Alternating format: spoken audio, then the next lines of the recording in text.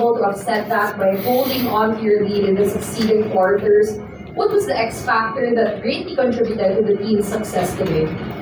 Yeah, first of all, we'd like to offer this game to the Lord, and then credit also to the other team. Medyo maganda din yung nilaro nila. They threw different defense against us, and yung grit nila mataas din eh. Yung in terms of that, medyo to start, unlike the last game, ngayon medyo slow start kami. Medyo talagang nangapa kami dun sa umpisa sa depensa nila. And then, buti na lang na kahit papano nag-balance out kami towards the rest of the game. I feel the players were just, we were caught off guard. Parang medyo jittery, if you could say that. But at the end of the day, it's competition eh. Gusto mo yung nag-challenge ka, gusto mo yung for you to improve then. And I'm just glad that our team, our players was able to adjust, nag-settle down kahit papano. And yun, yung huli, medyo pangit din yung huli. We have to be able, like the Meralco game, we have to be able to learn how to finish. If there's more time, baka nagka-problema kami. So that's one thing that we will talk about after this game. How to sustain yung momentum namin hanggang dulo. How to finish stronger. And I'm just glad kasi with the two Justins here, we were able to assert our might in terms of yung presence sa loob at saka yung rebounding. And of course, yung all the other guys, I think we had 4 guys in double digits, almost 5, yung isa 9 points. Yeah, it's a total team effort. And masyado maaga, but we have to set our bearings right, especially yung next game namin, medyo yung schedule sunod-sunod eh. We play again on Wednesday against a really tough team, Magnolia. But we're up to it. I think we're up to it. Thank you, Coach Franco. Naubati na mention na nga ni Coach Franco kanina. Bagong local converge ngayon dahil dati nag-iisa lang si Justin Arana at ngayon sabay nyo lang pinatapos ang laro. Nabanggit din ni Justin Arana kanina na komportable siya dahil nandiyan ka nakatulong niya ngayon. How does Justin Arana just complement your game or help bring out your best game? Yun lang kasi si Justin talagang hirap na hirap nung wala ako eh. So, yun nga, nag-uusap kami na kailangan ko siyang tulungan. And then yung team, kasi nga, ayun, galing kami sa talo. So, hindi kami pwedeng mag-relax. Katulad nga sinabi ni Coach na sa fourth quarter talaga kami na nagkakaproblema. So, kailangan namin pagtrabawin niya. Thank you, Baldi. Now we would like to open the floor to our friends from the press. Congratulations. Thank you. Also, you touch upon your next game against Magnolia. It's very tough game for you guys. Also, Magnolia's cameo a win. What's your thoughts on that game? Also, last conference na tinalo nyo sila.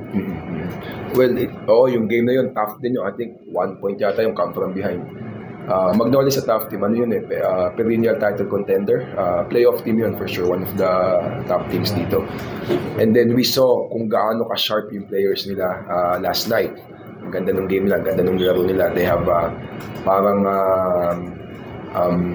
marami yung dumalim yung rotation, and then the veterans are there.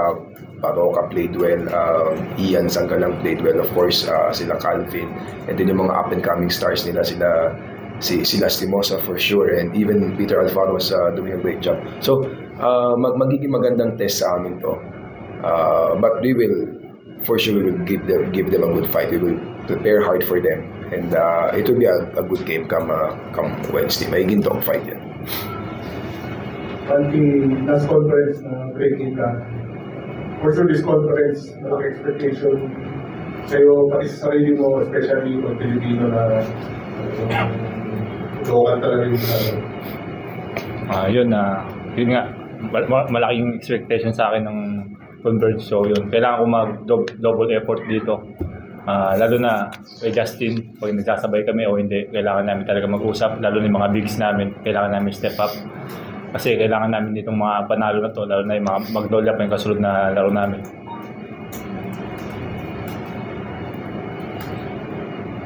Justin against Magnolia, baka ma-match up ka sa pero kabalin mo si Calvin Aguero at Ian Sanbera. Tingin ko dyan sa mga matchups na yun.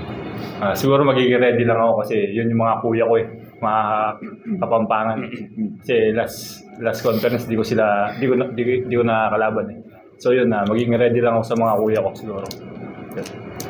May mga previous na games na bang nakalaban na sila? Wala. Kahit sa Pampanga, hindi ko Wala. Coach, medyo naging physical yung game. Hindi latter part lang. Wala, lang yun. Parang competition lang yun Normal yun. Of course, in a battle, because of the high level of competitiveness of these players, because of their drive and their will to win, nagkakaroon ng ganun. Pero for sure, magkasalubong yan sa labas. Okay na yan. Kasi yun lang naman yung nature. And yun yung maganda kasi everyone's willing to compete. So, I just attribute it to that. Yung high level of competition, willingness to win, and willingness to lay it out on the floor. Pag nakita yan sa labas, magbabatiya, mag-handshake yan. Nagkamaya na nga dun sa gitna. It's just part of the competition. With Jordan getting out, paano nyo palakpunan yung absence niya, especially yung outside shooting? Well, Jordan is up front. Well, top 5 dun sa BPC, na number 4 yata yun. I think he's 17 points per game, almost 18. Hindi mapapalitan ng isang tao yun. It's siguro a committee or a team, yun nandun. And he brings a lot to the table. But kung hindi pa siya available while waiting for him, we have 15 other guys who will hold the fort.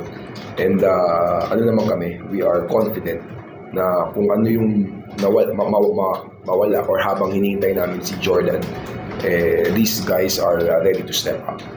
Actually, we are excited sino yung mag-step up, sino yung mag-step up.